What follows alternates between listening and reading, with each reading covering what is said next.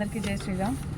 ఈరోజు విశ్వ హిందూ పరిషత్ మాతృశక్తి తరఫు నుంచి కలెక్టరేట్లో ఒక దరఖాస్తు ఇవ్వడం జరిగింది.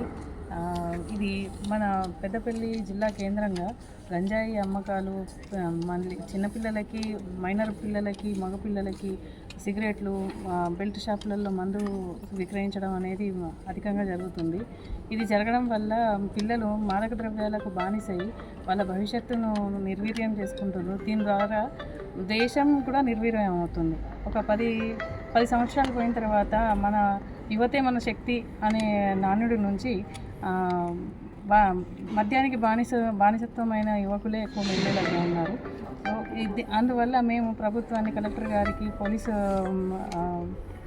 అధికారులకు మేము విజ్ఞప్తి చేస్తున్నది ఏమంటే, మీరు కఠిన చర్యలు తీసుకోండి దీని మీద. ఎందుకంటే చిన్నపిల్లలు తెలిసి తెలియని వయసులో వాళ్ళు మాదక ద్రవ్యాలు తీసుకొని యాక్సిడెంట్లకు, రకరకాలుగా విపరీత చర్యలకు పాల్పడుతున్నారు.